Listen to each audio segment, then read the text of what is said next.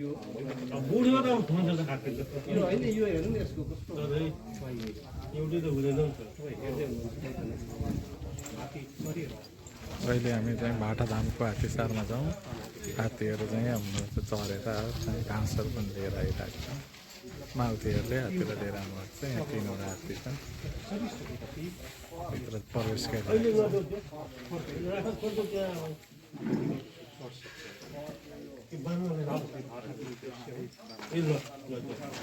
बाँधेर अनि अब तिमीहरू एउटा तिमीहरू पनि खाना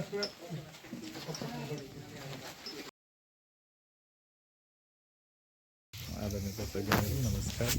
यति बेला अहिले हात्तीसारमा हात्तीहरू रहेका छन्। हात्तीहरू अहिले विभिन्न हात्तीसारमा लिएर आएर यसरी घाँसहरू सहित लिएर आएको छ। यसरी चाहिँ माउतीहरूले हात्तीले चाहिँ बाँध्ने काम गरिरहनु भएको छ। अब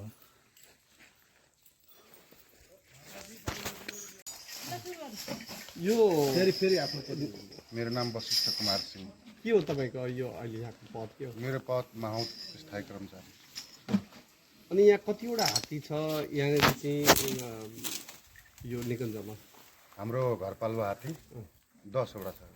10वटा छ। यहाँ त 3टा मात्र छ नि होइन? यहाँ 3टा, पर्तापुरमा अम्लेगञ्जमा अझै 2टा हात्ती चितवन गएको छ तालिमको लागि बच्चा।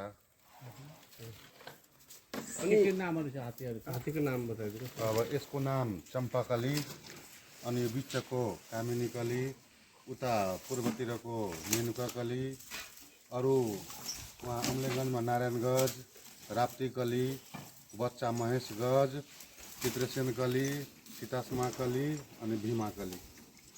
यो नाम चाहिँ कसरी राख्नुहुन्छ तपाईँहरूले? यो नाम अब पहिलादेखि नै उता विभागबाटै तोकेर आउँथ्यो यो नाम राख्नु भनेर अनि राख्नु। यो जस्तो हामीले सुनेका छौँ कि यो हात्तीको जन्मेपछि उसको छठियार हुन्छ र त्यसमा नाम नारायण हुन्छ। नारायण हुन्छ। हजुर अनि त्यसमा नामाकरण गरिन्छ। हजुर हजुर। अनि अहिले जुन जङ्गली हात्तीको जुन आतङ्क बढेको छ नि, हजुर कस्ता राष्ट्रिय निकुञ्जको कमान्डेट एरियामा, हजुर। कस्ता बाह्रको क्षेत्रमा तपाईँहरूको यो हात्तीसारमा कतिको एट्याक गर्छन् र कतिको? हात्तीसारमा गर्छ धेरै जसो। अब 2 वर्ष अगाडि कुरो हो। अब पहिला हामी जस्तो यो प्रोटेक्सन थिएन इलेक्ट्रिसियन्सको। पहिला हामी यो घर पनि बनेको थिएन। छुट्टा मारेर जङ्गली हात्तीले हानेर अब कतिमा 6-7 महिनापछि त्यो हात्ती मऱ्यो। पवनकली भन्ने हात्ती त म त्यसैमा काम गर्थेँ। राति आएर त्यसलाई मारेको छ। पहिला प्रोटेक्सन थिएन हामीसँग केही। अब अहिले हात्तीको सुरक्षाको लागि हाम्रो अफिसले चाहिँ यो इलेक्ट्रिसियन्स तारबार चाहिँ यो भित्र चाहिँ छिर्न सक्दैन जङ्गली हात्ती। यो हात्तीले के काम गर्छ? हात्तीले गस्ती गर्छ।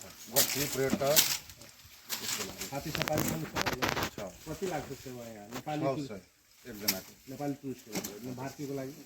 भारतीयको लागि त हेर्नुपर्छ। अब कति घन्टा घुमाउनु छ? 1 घन्टाको। 2 घन्टा घुमाउनु। के जनावर देखिन्छ घुमाउँदै? अब चितल र जरायो मृगहरू त सिम्पल देखिन्छ। अब आफ्नो भाग्य छ भने बाघ पनि देखिन्छ। यहाँ गैँडा छ हाम्रो भाटा पोस्टमा 2-3टा गैँडा पनि देखिन्छ।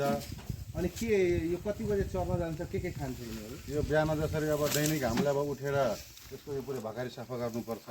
सफा गरेर बिहान 5 बजे गएर घाँस काटेर ल्याउनुपर्छ। घाँस काटेर ल्याइसकेपछि यसलाई अब दानासाना बाँध्ने। दानासाना बाँधिसकेपछि खानासाना खाएर 10 बजे यसलाई चराउन लाने। अब छोटो दिनमा 3 बजे ल्याउने, ठुलो दिनमा 4 बजे ल्याउने हामी। अनि अब जस्तै तपाईँहरूले लगभग यहाँ 10वटा हात्ती पाल्नलाई कतिजना तपाईँहरू माउती? एउटा हात्तीमा 3 जना हुन्छ।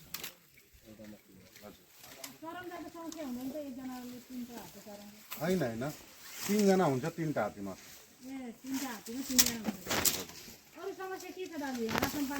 एकदम पुरै छ, भरपुर छ हामीसँग। केही समस्या छैन, केही छैन।